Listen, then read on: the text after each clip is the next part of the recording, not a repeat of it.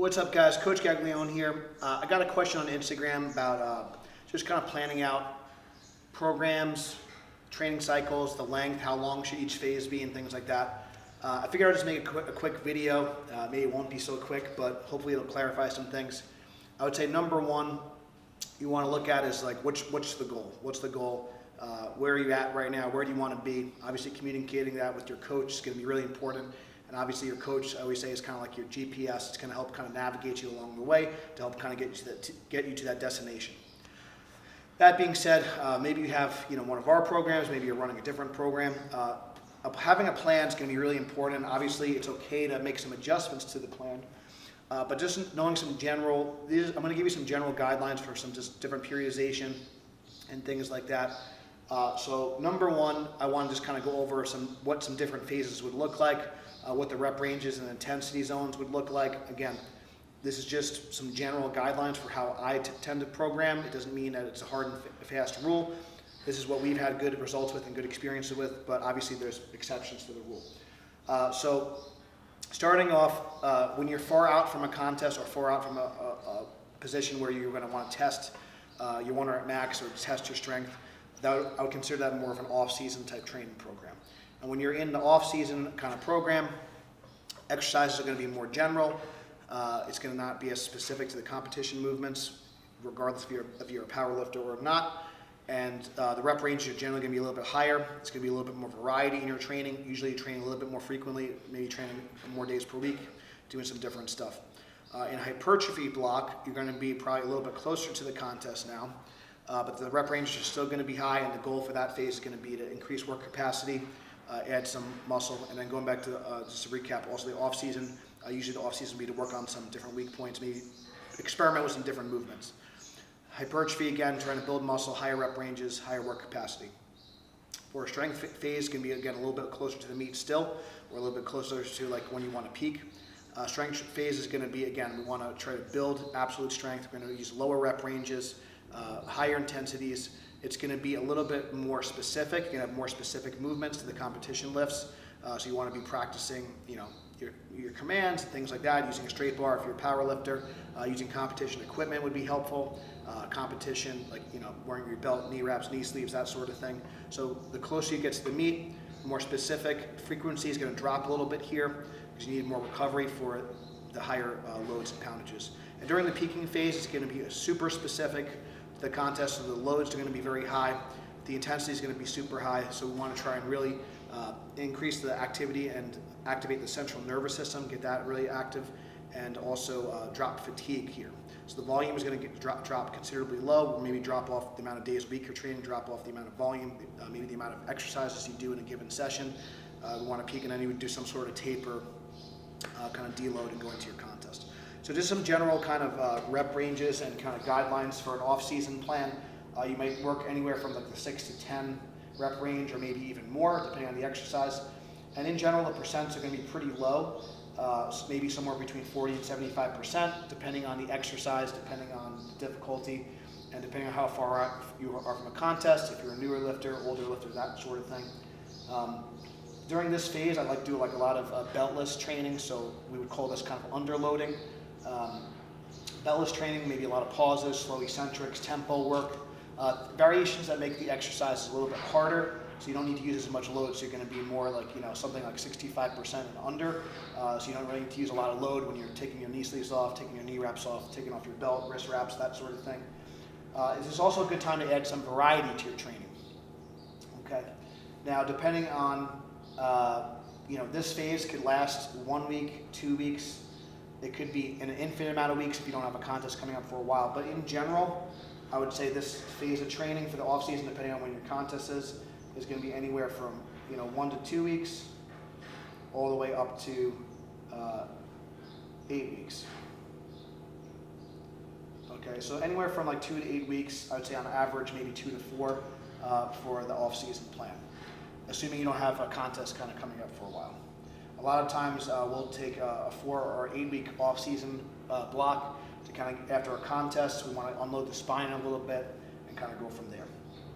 For hypertrophy, again, this is going to be anywhere from, this could be 4 to 8 even upwards of 10 weeks, but on average it'd be somewhere between 4 and 8 weeks.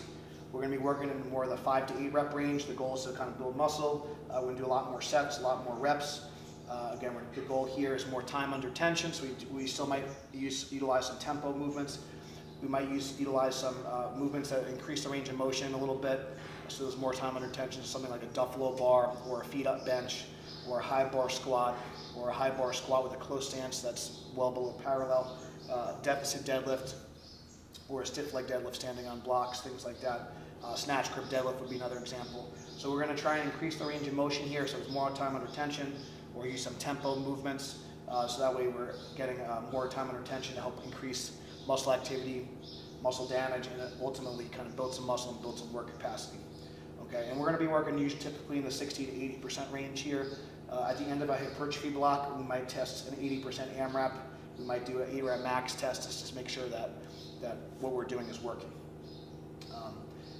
If we have a meet that's less than 8 weeks out, we might skip the hypertrophy program and phase completely and just go right into a strength phase.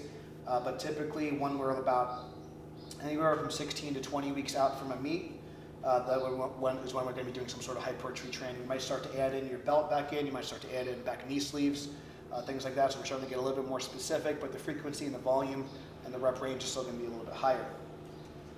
So the strength training phase, again, could be anywhere from 4 to 8 weeks, depending on how, again, far out from your meet. Let's say that you have a lifter that's maybe a little bit larger, maybe they take a little bit longer to peak. Maybe they have a lot of muscle built up already. We might want to spend more time in the strength training phase. And again, lifters that are a little bit larger tend to, and a little stronger may tend to do better on lower frequency and higher intensities. So like using myself as an example, I'm getting ready for an equipped meet, so even my raw work is going to be a little bit of a higher percentage, lower rep ranges, because I want to make sure that I'm more concerned with activating my nervous system and kind of getting as much strength as possible, making sure I'm ready for those heavy loads when I'm in my squat suit, when I'm in my bench shirt, adding a knee wrap. So doing sets of 8 with a really low percentage is not going to really necessarily prepare me for, like, say, an 8 or 800-pound squat or like a 500-pound plus bench when I'm in my equipment, for example. So depending on your strengths and weaknesses, if someone's like kind of weakness or kind of something that they're lacking in the off season or far out from the meet, they might want to spend, or maybe you just respond better to higher reps, you might spend a little bit more time in the hypertrophy phase, and then you might spend less time in the strength training phase. If you're a bigger lifter, maybe you need more recovery, or you have longer time to peak, you might spend a little bit more time in the strength training phase. And the peaking phase can last anywhere from 3 to 6 weeks. On average, we do usually a 4-week block for the peaking phase. If someone's a lighter weight lifter or a novice lifter, a novice male, so generally the lighter weight classes, they take a little bit, we will have a shorter taper. Bigger lifters, they might have a quick peak and a longer taper to drop that fatigue. So if someone like, say, Larry, for example, he's deadlifting close to 900 pounds, there's a lot more damage, a lot more neural fatigue, a lot more muscular damage from a 900-pound deadlift than someone that's deadlifting 400 or 500 pounds. It's going to take them less time to recover. So we're going to need a longer taper for them. So the taper could be anywhere from upwards of 7 to 10 days, even up to 2 weeks for a really strong equipped lifter. We might start to really taper things down like 2 weeks out from the meet. A lightweight lifter, a novice lifter, we might only take half a week, 3, 4, 5 days to start to deload and taper. Okay. The percentage here, again, for the strength training phase, can be anywhere from 70 to 90% for the strength, maybe 2 to 6 repetitions on average.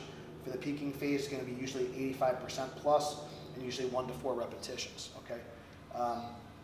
Typically, for the more equipment you have, you're also going to need to spend a little bit, you're going to need to get more specific in the peaking phase. So if you're an equipped lifter, you're doing competition equipment, straps up, knee wraps, that whole thing, full squat suit.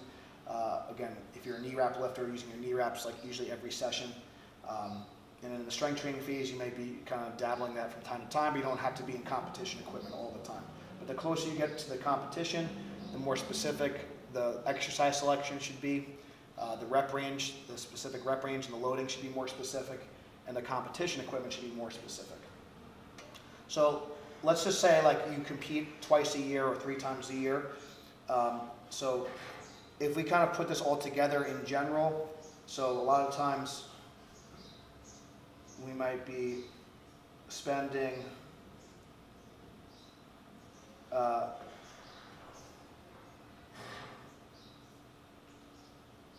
so let's say we had like this would kind of give us a 20-week training cycle.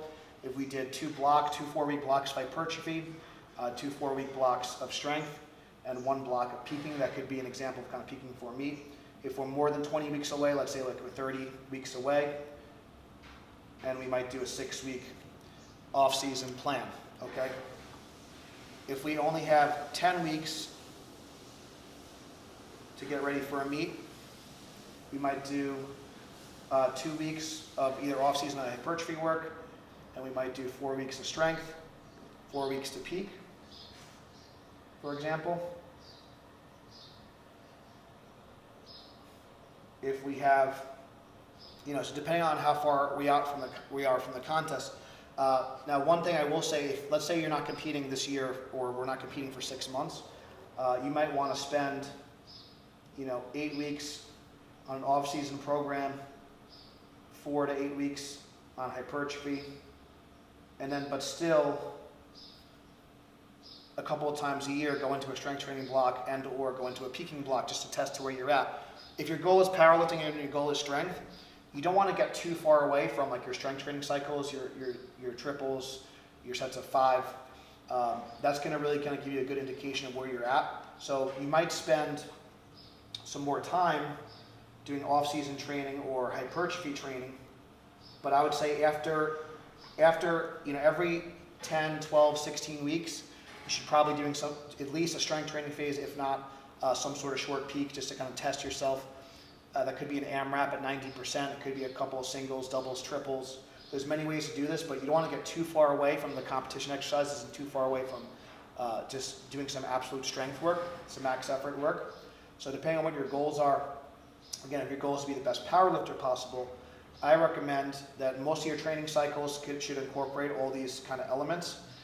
You could do anywhere from 12, 16 to 20 week kind of big, big blocks of training, and split them up into 4 to 6 week blocks, 4 to 6 week phases, and kind of just dictate how long each phase are depending on what your goals are, how far you're out from a meet, things like that. So again, if you're competing 2 to 3 times a year, on average, your training cycles should be anywhere from 12, 16, or 20 weeks long. And again, the really, really heavy stuff might only happen, 4 to 6 weeks, 8 weeks at a time as well. So I hope this gives you a kind of a good kind of overview of how we approach program design, how we approach just training in general. It's just important to kind of know like what your goals are, when you're going to compete, when you want to test, and then just kind of understanding some basic principles of periodization. You can start to dictate what your exercise selection is, what your frequency is, how often you're going to train, and obviously all this stuff needs to coincide with you and your goals and your lifestyle. We might have this perfect plan for you, but if you can't, make it to the gym 5 times a week, it doesn't really matter. So do something that's sustainable and long, that you could do for a long time. If you guys are interested in online coaching and just having someone take care of this for you, you could check out the links below. If you're looking to check out some of our programs, we have a lot of these different programs kind of mapped out for how we do things. And again, from our philosophy, what we've had a lot of success with is, again, that kind of idea of minimal effective dose, because we're not just looking about next meet, but we're looking about 5 years, 10 years. For those that you don't know, I'm more than 12 years into my own powerlifting journey. And year 1, 2, and 3 is a lot different than 7, 8, 9, 10, 11, 12. So hopefully you guys want to do this for a long period of time. In order for you to be the best lifter possible, you want to be in the game for the longest amount of time possible. So don't be in such a rush, stay in your lane. If you need help, feel free to contact us. Please subscribe if you liked the video, please share if it helped you. Thank you guys so much for watching, and we'll see you next time.